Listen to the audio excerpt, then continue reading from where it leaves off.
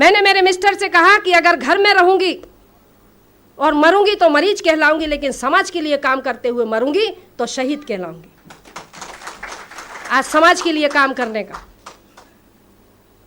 समाज को, ये अधिकार वंचित समाज को जागरूक करने का मैं काम करती हूँ। अभी आपने देखा होगा आदिवासियों ने, हमारा आदिवासी समाज ने रावण दहन के पुतले का विरोध किया। एक भी सपोला बाहर निकला? देखा आपने? चुटैया वाला निकला बाहर? नहीं निकला। रावण का दहन क्यों? जब रावण के दहन के लिए जब पूरे भारत में आवेदन लग गए तो एक भी सांप बाहर नहीं निकला कि नहीं रावण का दहन क्यों नहीं करने दोगे। क्योंकि वो जानते हैं कि अगर रावण के दहन पर अगर हमने प्रतिबंध लगा, मतलब उसको खोलने की बात करी, तो मैं भी कमजोर नहीं हूं।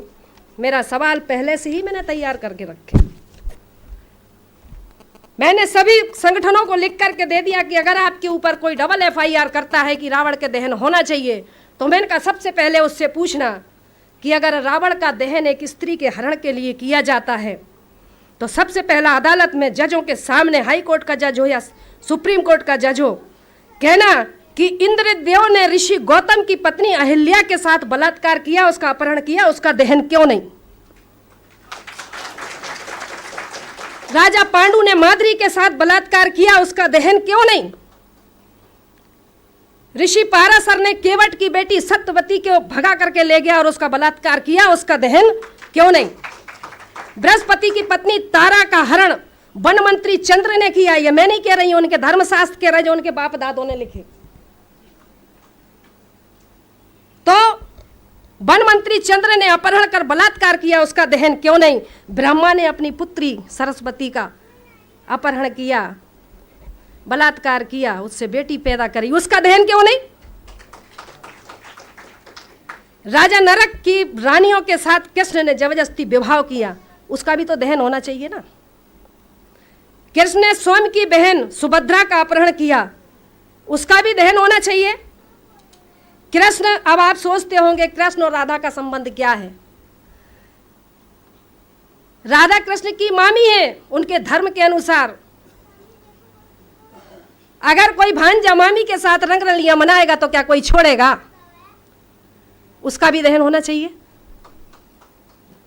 इसी तरह भीष्म पितामह, महाभारत में भीष्म पिता ने अंबालिका का अपहरण किया, तीन लड़कियों का अपहरण किया, अंबालिका, उसका भी दहन करो।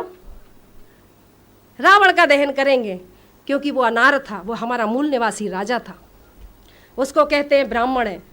वाल्मीकि जी को कहते हैं ब्राह्मण है। आज हमारा जो भंगी समाज है, वाल्मीकि समाज है, वो सोचता है कि वाल्मीकि जी ने रामायण लिखी। अगर रामायण लिखी तो सुंदरकांड के दोहा क्रमांक 58 में यह क्यों लिखा कि ढोल गवार शूद्र पशु नारी सकल तारणा के अधिकारी? क्यों लिखा? ये लिखा है। ब्राह्मण जितने भी हमारे देश में आक्रांता आए, सबने भाषा के नाम पर बेवकूफ बनाया। आर्यों ने संस्कृत के नाम पर, आर आए, हुण आए, शक आए, फ्रांसीसी आए, मुगल आए, अंग्रेज आए, सब तो हमें बेवकूफ बनाएगा, क्योंकि ये देश सोने की चिड़िया था, इसमें दूध की नदियां बहती थीं। इस देश को लूटने वाले यही है। 4 वर्ण बनाए, 4 धाम बनाए, 4 यज्ञ बनाए। यज्ञ कौन से थे मालूम है आपको? यज्ञों के नाम पर नर बलि दी जाती थी, यज्ञों के नाम पर पशु बलि दी जाती थी, यज्ञों के नाम पर गौ की बलि दी जाती थी। वो उन्होंने नर बलि, गौ बलि, अश्व बलि, राम ने किया ना अश्वमेघ यज्ञ, सुना है ना? अश्वमेघ यज्ञ, नर बलि, पशु बलि, अश्व बलि और कन्या बलि, ये बलियां दी जाती थी।